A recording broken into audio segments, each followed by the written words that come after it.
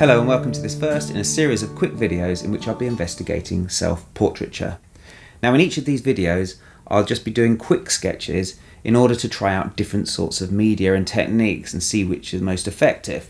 Now if you're getting into portraiture and you want to hone your skills, the best place to start is with yourself.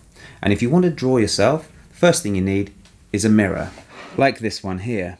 And this is the mirror which I'll be using today. Now, a small mirror like this is going to be good to actually get close in to the features of the face, and that's what I'll be doing for this first drawing. Not drawing the whole head out and looking at all of the dimensions of the face, but just starting with the main features, with the eyes, and then down to the nose, and just working my way out gradually, looking at the relationship between each reference point. Another really good thing to take into consideration when you're doing this sort of drawing is your light source. So what I've got to help me today is a lamp, and so I would recommend you do the same. If you use the lamp, you can then move it to a position where you see a good range of highlights and shadows. Now a classic approach to portraiture would be 3/4 lighting, where you see the light coming across one side of your face more and then catching a few highlights on the other side. That's what I'm going to go for today and see how that works.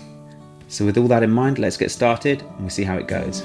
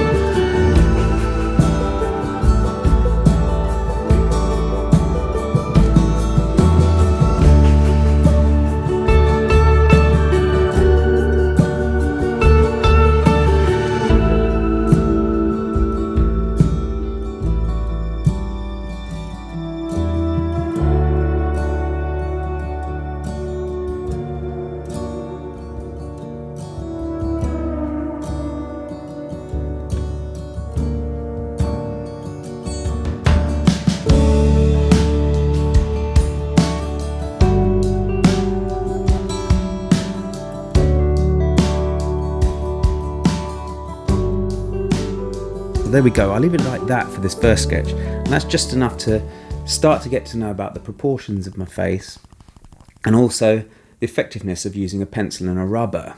What I found most useful was the fact that the pencil could be used to block out where all the mid-tone areas are. It then meant that the rubber could be used to really tweak where those highlights are, on the nose in particular, as you can see here, and those are the things that really help some of the features come forward. I think the important things, if you're trying this yourself, at the beginning of the drawing are to ensure that you get the proportions and the distance between the eyes right, and then the distance between the eyes and the nose.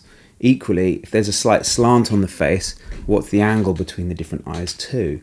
Once you get these general relationships between the features, then the rest of the drawing can take shape. If you are going to start with your face at an angle, what's really important is that you really look at the distance between the nose and the cheeks. Because what often happens when people are starting out is that their mind really wants to straighten the face up and make the distance symmetrical. But as you can see, if I turn my head this way, the distance between the tip of the nose and the cheek changes. So it's really important that you measure that correctly. With the shading, it was important to go in nice and subtly at the beginning, not too hard. I may have even actually gone a little bit too hard with one of the eyes first of all. And so if I were to do this again, I'd probably go in even softer with more vague tonal areas before going in with more hard details. Another top tip which I'd really advise is look not only at the face itself, but the background tone. In this case, drawing the darker tone behind the face actually help bring the face out. So it's always worth looking at the relationship between the face and the tones around it. So on the whole, I think using a pencil and a rubber is a great way to start your portrait sketching, and I highly recommend you try it yourself. Next time I'm going to be using a white chalk pencil and a black charcoal pencil onto grey paper to do a similar activity. Until then, enjoy your art and I'll see you next time.